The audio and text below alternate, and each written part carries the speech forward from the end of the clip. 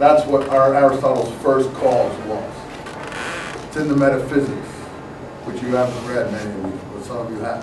If you have, I haven't read the whole Metaphysics, so I'm not putting you down for that. But this stuff is really crazy stuff.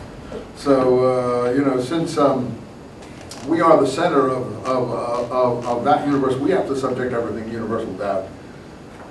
You don't want the 747s to go up there, or the rocket ships or whatever, that have any flaw in it. Everything has to be doubted, doubted, doubted. You don't want to say, that thing's going to fly because an angel told me. You would not get in this JetBlue aircraft if someone had put that JetBlue aircraft up on that basis. You want the Descartes universe. Whether you, in your soul, you want a different universe. I understand that because we're limited beings. Okay, so this is why people discovered these things they thought. We're not trying to hurt anyone's faith. That's a place for synagogues, mosques, and churches. In any event, if you want a good indication of the stitching, look at the Joseph stories. Well, let's get moving.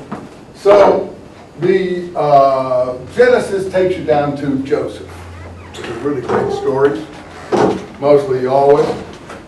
Partly they've separated them out by if they use Elohim or Yahweh for the name of God. And it turns out, if you want to read a book called Who Wrote the Bible by a guy named Friedman from UC San Diego, it's a pretty good book, it goes through all this, that the ones that use El are the northern kingdoms, which also use the word Israel.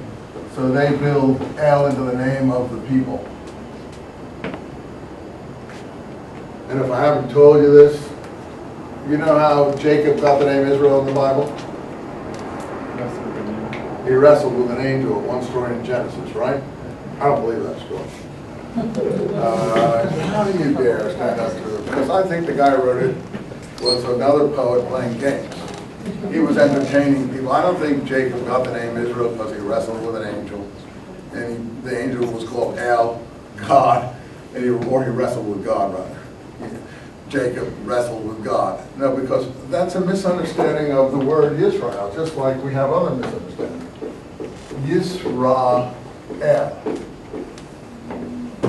You can take this in one sense, but you can also take it in another sense. Sarah can mean, I don't have the exact thing, I'm a little confused on the roots here because Semitic languages are built on three-letter roots.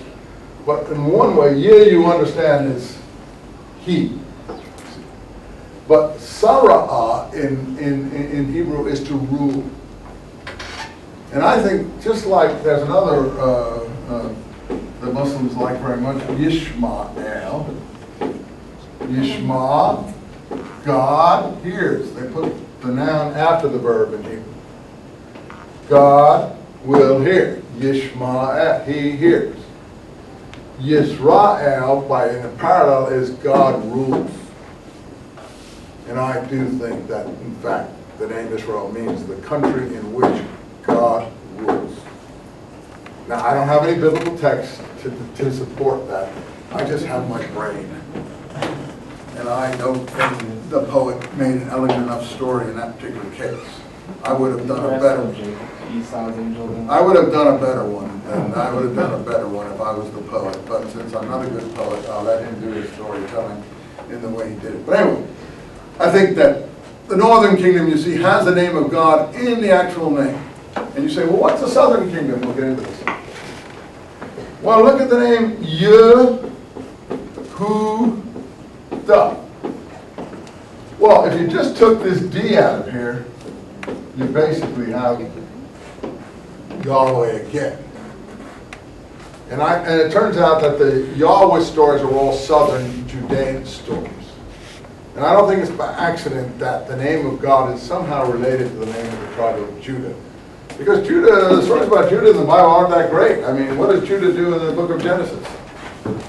He has supposedly a daughter-in-law who kills all the men that she sleeps with because they obviously can't take the sexual activity that is generated.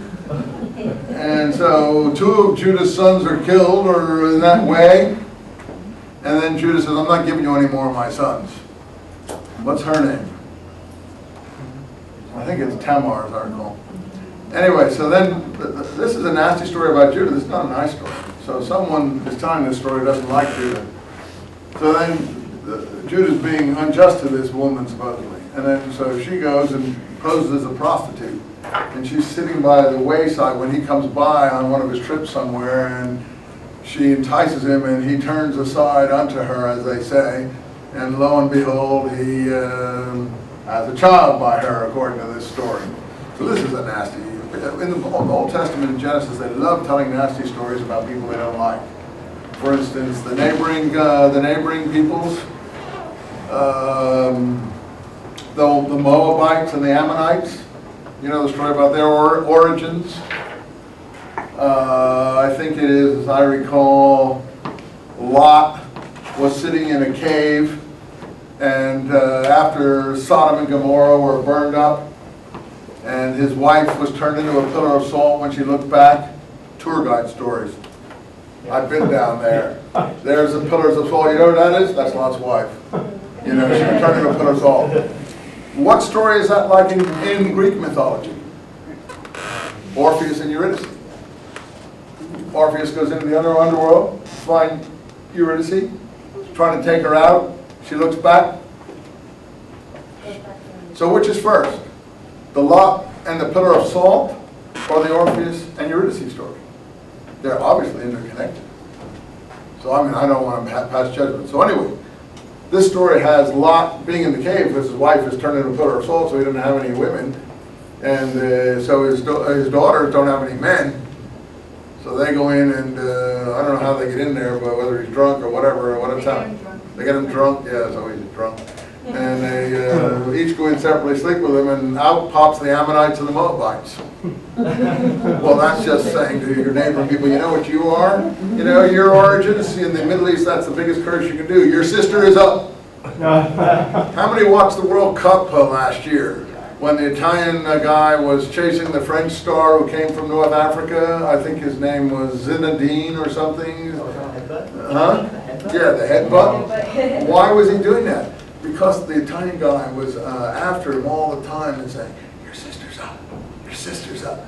I did your sister, I did your sister. So by the time it was on, Zinedine, whatever his name is, I can't pronounce what's his name? Zidane. He couldn't take it anymore.